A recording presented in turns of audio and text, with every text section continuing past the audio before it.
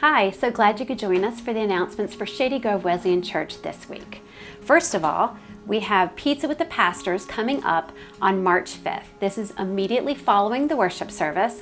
If you have just started coming to Shady Grove, or maybe you've just never been to an event like this before and you want to learn more about what Shady Grove Wesleyan Church is about, we would love for you to come. You can meet some of our pastors, learn more about the church and what we're doing. We need you to register so we know how much pizza to get. So you can register by texting the word pizza to the number on the screen and we will get you registered.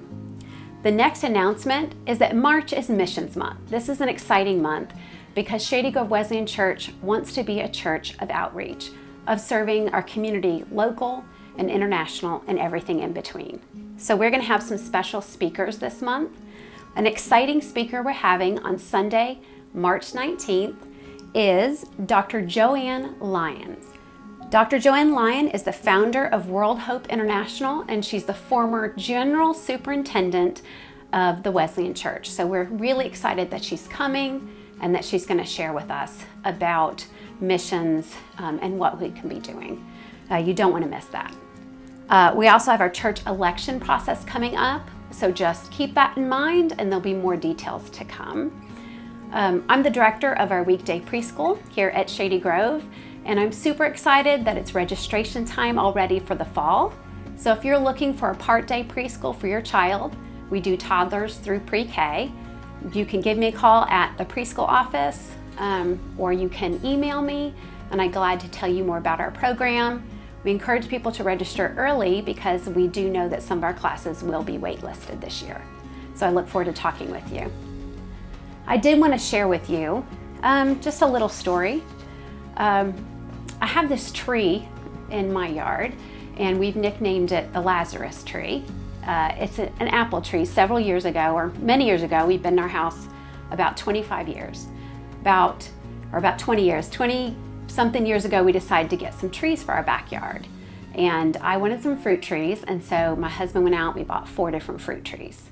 We planted them, and one of them was a dwarf apple tree. Well, we planted it, and at first it started growing. And then after a couple years, it seemed to die. It was just a stick in the ground. And my husband would ask me every year, can I pull out the tree or the stick? Can I pull it out of the ground? And I just felt like, no, that tree was supposed to be there and it wasn't done. And so it literally stayed a stick in the ground for at least 5 years. And my husband thought I was crazy, but I knew that tree was gonna grow. And so one day we looked out and that stick in the ground started to grow leaves. And I didn't know if it was gonna continue, but it did.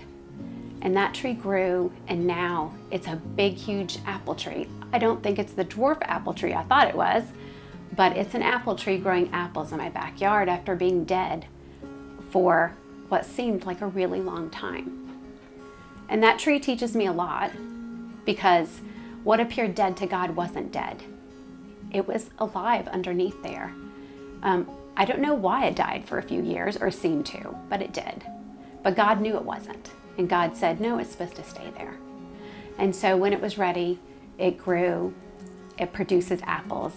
I've been able to eat those apples now. Now those apples are not the prettiest apples. They're a little misshapen because this tree has been through a lot. But that's like us.